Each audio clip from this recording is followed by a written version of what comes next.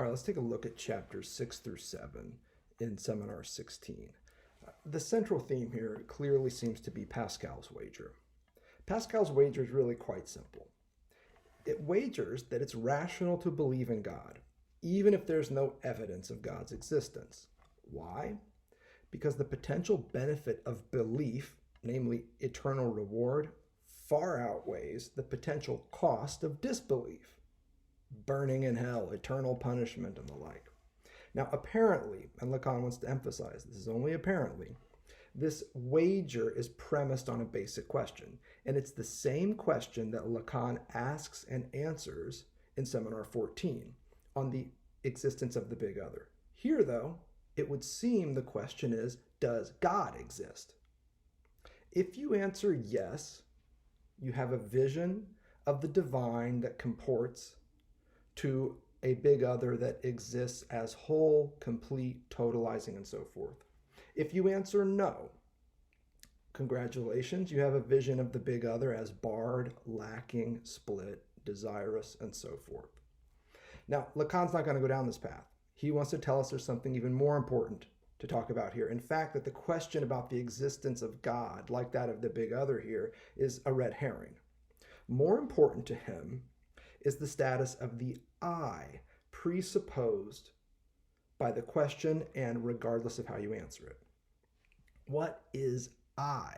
This I that occupies the discussion, that takes part in, that partakes of the discourse, known as Pascal's wager.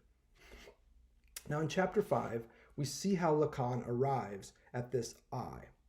On the right-hand side of the graph of desire that he draws in there, he suggests that everything that's happening in the graph of desire is structured around the desire, not of the subject, but of the big other.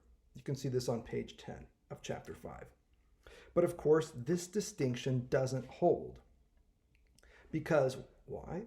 My desire is always desire for, of, and as someone else. Think back to our various treatments of the pre-Oedipal imaginary triangle and how we can theorize desire for, of, and as another. Now, this can be an actual little o other in the world, or it can be a virtual entity like the big other. The point, though, is that my desire is always a desire for, of, and as someone, something else. Hence the double question that Lacan hits us with on page 10, chapter 5. I ask myself what you want, which according to him is the exact same thing as I ask you what I want. In chapter 6, he's just going to be really clear about this. There is no distinction between these two questions. The second one, though, the second part, I ask you what I want, is key. Lacan says in chapter 5, I'm not asking you who I am in that moment, but instead what I is. And this I, this je, as you can see in chapter 5, is not positioned on the right-hand side of the graph of desire, where everything seems to orbit the desire of the big other, as you see him charting it in chapter 5. Instead, what we see is that this I is positioned to the left of the desire of the big other in Lacan's rendering of the graph in chapter 5. Namely, it's in the position of fantasy, where in the finished graph we would expect to see the mathium of fantasy. Lacan here has this I in quotation marks. What are we to make of this? Not surprisingly, Lacan returns to this topic in chapter 6, and he ups the ante in typical fashion. The double question that we just heard, I ask you what I want, and I ask myself what you want, and all this back and this dialectic where there is no distinction in the same question, this double question, he wants to say that this is the constitutive questioning of analysis. He's clear, chapter 6, page 12, check it out. and that the graph of desire is specifically designed to respond to this double question. That's a bold claim. On the one hand, you've got this double question as the constitutive questioning of analysis. And on the other hand, you've got the graph of desire as basically a roadmap for how to respond to this question. Let's be categorical.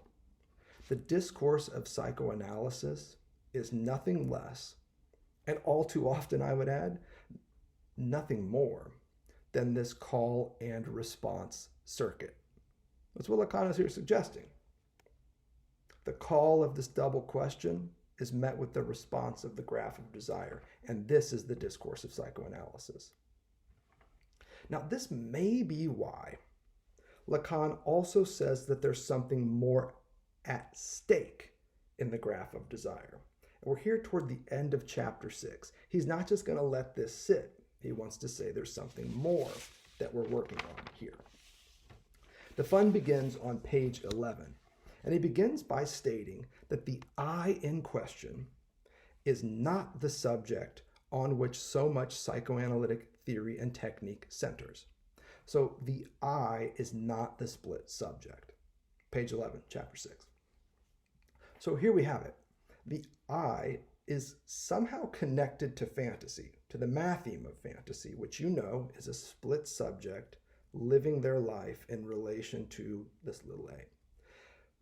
But at the same time, this I is irreducible to that first element in the matheme of fantasy.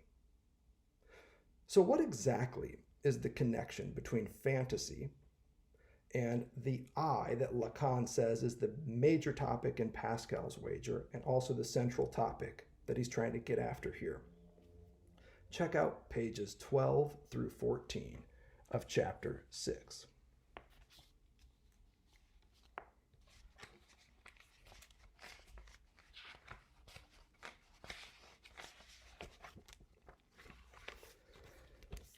There's a lot of good stuff in here, but we can really start the work down at the bottom of page 12.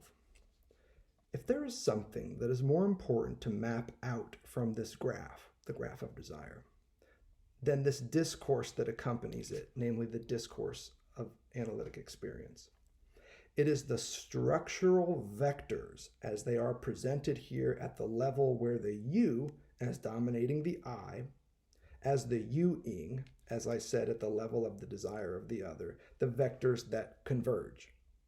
So he wants to say more important than the discourse that flows from the graph of desire are the structural vectors that connect the big U with all of its desire to this vertical pronoun I and its connection with fantasy. It is around the desire of the big other that the demand of the discourse as we organize it in analytic experience, of the discourse precisely that under its aspect that fallaciously pretends to be neutral, leaves open the sharpest accent of the demand at its point. And then on page 13, where we see this graph of desire redrawn, it looks very much like what we saw in chapter 5. You can see where we have the desire of the big other on the right-hand side, and then you've got this I, in quotation marks should be, on the left-hand side. Notice where Lacan goes from here, middle of the page on 13, just underneath this rendering of the graph of desire. It is at the point that as imaginary support corresponds to this desire of the other, what I have always written under the form of matheme of fantasy, split subject in relation to objet A, here as little o, namely the fantasy, that there lies hidden the function of the I. So the function of the I lies hidden somewhere in the matheme of fantasy. The I, insofar as, contrary to the point of convergence called desire of the other, it is in a diverging fashion that this I, hidden under the matheme of fantasy, is directed under the form that precisely I called at the beginning that of a true questioning, of a radical questioning, towards the 2 points where there lie the element of the answer. Namely, in the line on top, big S, which means signifier, a signifier of the fact that the big other is barred, and which is precisely what I took, what I also gave you the trouble to have a support to conceive of what I am here stating, namely, that the field of the big other does not secure, does not assure at any place to any degree the consistency of the discourse that is articulated here, in any case even the most apparently certain. So here he is referring to what appears above the I in the graph of desire rendered on page 13, a signifier of the fact that the other lacks. So north of that I, you see this element he's describing here, a signifier of the barred other. And on the other hand, he wants to tell you what's south of this, on the lower line. And here what you see is signified, little s, meaning according to a big other that is not barred, but whole, but full of answers. This is that treasure trove of signifiers, which a subset would be pulled out at the level of the signified. Here, at this lower line, what we see is meaning insofar as it is fundamentally alienated. And it is here that you must grasp the sense of my starting this year with the definition of surplus enjoying and its relationship with everything that one can call, in its most radical sense, the means of production at the level of meaning. So this I is caught between, occupies a disjunction or some sort of a space, liminal and otherwise, perhaps even undecidable, between a big other that is whole and a big other that is barred. And what Lacan is here saying is that if you head south from that vertical pronoun I, you wind up in a field where the big other is full and enjoyment is experienced as surplus. Now, if you've seen our lectures on the drive, you know what happens if you head north instead. And you pass through anxiety around the fact that the big other lacks. It's not surplus enjoyment that awaits, but instead drive satisfaction. Here, though, in 16, he's really concerned with surplus enjoyment, so it's no surprise that it pops up here. Pause on that for a second and just think about what we're doing with the I, because that is the focal point here. We're not entirely sure why yet. We just know that it's key. Next paragraph on page 14. You see that in this way there is put into this Entzweiung, this division or this split or this rupture. The term is Hegelian, he says, into this radical division, which is the very one at which Freud's discourse culminates at the end of his life, the division of the I articulated as such. Here's a key point. It is nothing less than that between these two terms, namely, the field where the other, in a way, in some imagining, for a long time that of the philosophers, could correspond to any truth.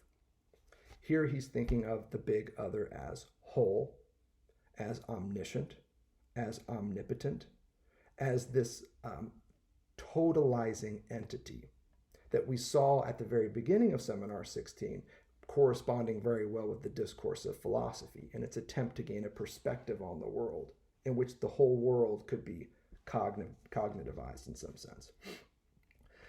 The I is somewhere between that fantasy, which is among the fundamental fantasy figurations of the big other that we have, and some other entity. Here it is. This entity where precisely the former is canceled out, where the big other as whole, as complete, is canceled out by the simple examination of the functions of language. If you just look at how language operates and the fact that there can be no meta-language, you might fill in the blanks here, you can fundamentally show that the big other as whole, complete, and so forth doesn't exist. And Lacan is saying it's just a simple examination of language that'll show you why and how the big other doesn't exist. I mean that we know how to make intervene in it the function of the cut that answers no no to the God of the philosophers. A simple examination of language brings us to a no that we can address to the God of the philosophers.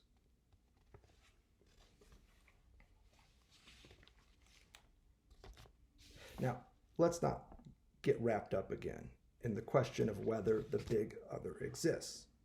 We know that it does not, period. The question here is whether the I exists.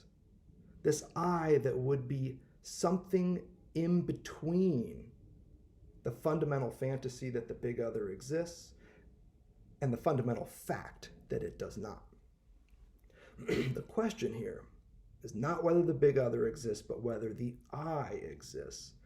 And more precisely, where does it exist relative to the matheme of fantasy?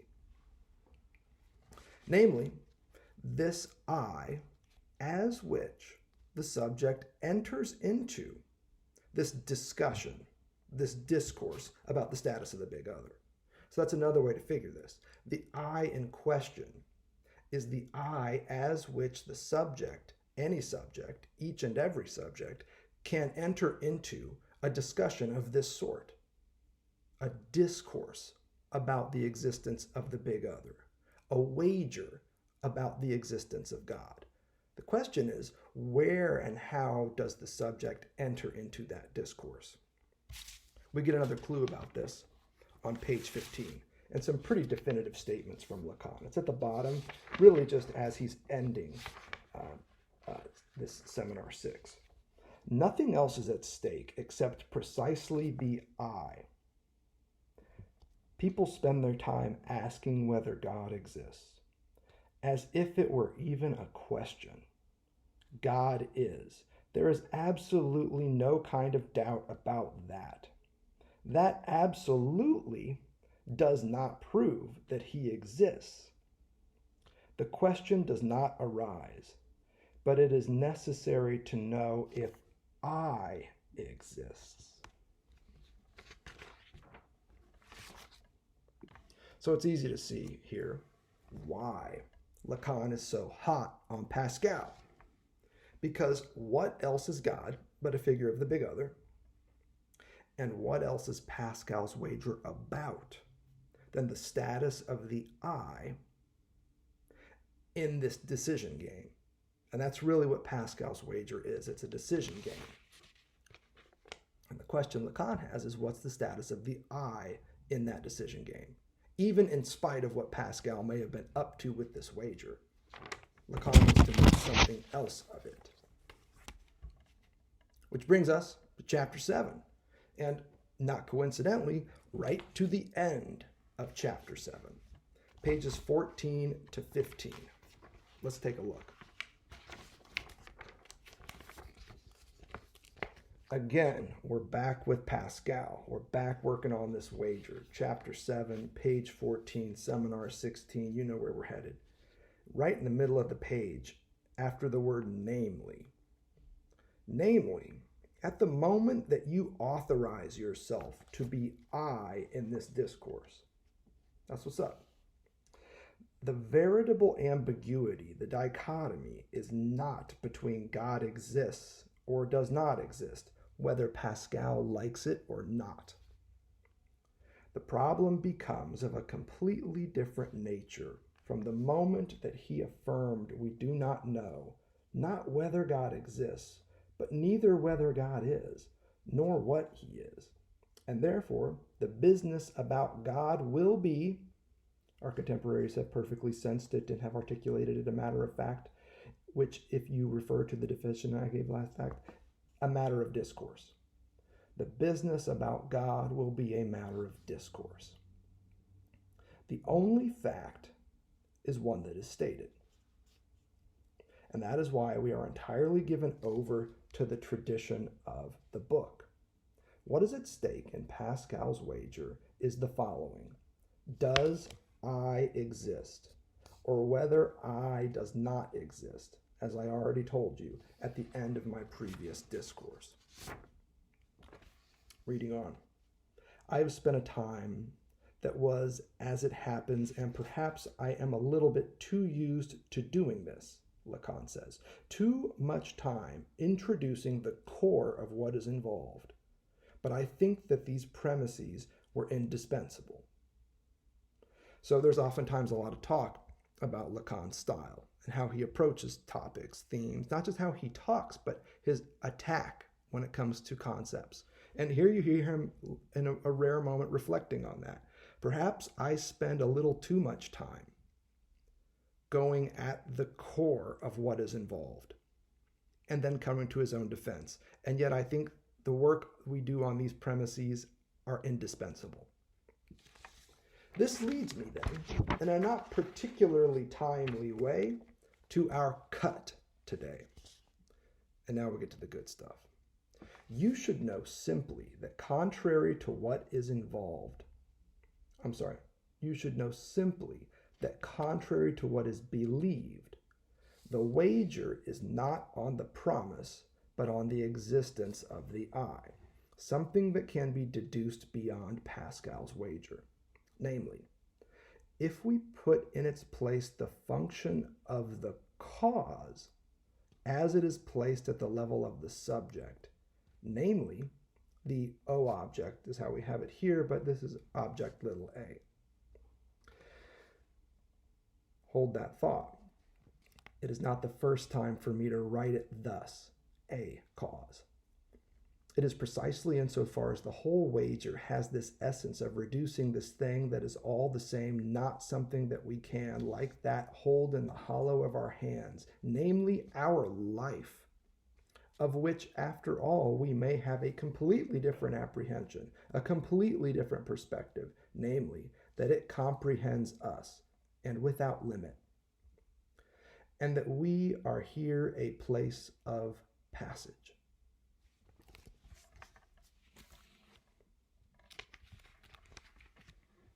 Let's be clear, and let's do so with a bit of risk as well. If the I exists, it's as object little a, is what Lacan is here suggesting. Whether this holds to be true, we'll see as we read deeper into 16. In other words, not as the subject. We know the I is radically distinct from the subject, but instead as its cause.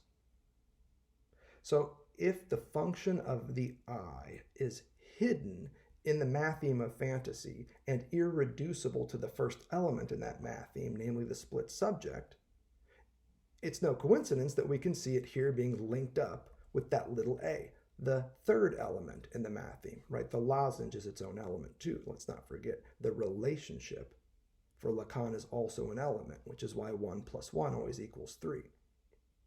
Here, though, we're looking at objet A, this little a, and he wants to associate the vertical pronoun I with that here at the end of chapter 7 of seminar 16. Again, emphasizing that this might change, and we might change our minds about this, but for now, this is what we have.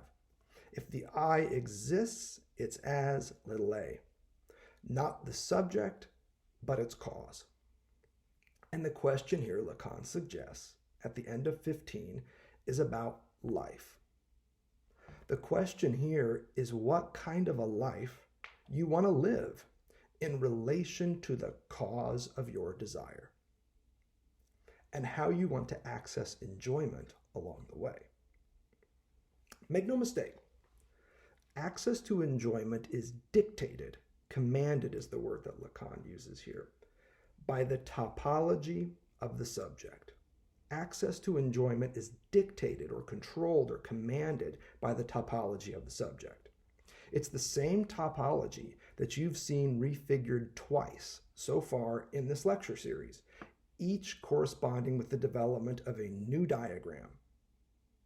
The two big diagrams we've developed in this series, each of those corresponds to a refiguration of the topology of the subject, which is the way that we would access enjoyment. But how we mobilize this topology and where we find enjoyment in it, that's up to us. Hence the diagrammatic work that we've done so far. New ways of mobilizing this topology in hopes of discovering perhaps new ways to access enjoyment as well. At this point, though, we still only have two basic ways of accessing enjoyment by way of the topology of the subject. And I'll leave out the Seminar 7 style of transgressive enjoyment. We needn't talk about that anymore. What I see happening here in 16 are two options for enjoyment. Enjoyment at the level of surplus jouissance, which we talked about as enjoyment occurring in the field of having. Refer back to that first diagram we developed out of chapter 1. And enjoyment at the level of drive satisfaction. Here, enjoyment in the field of being, if we're messing with that first diagram again, which of course means being at a loss in the field of lack. In short, non-being. Let's see where we go from here.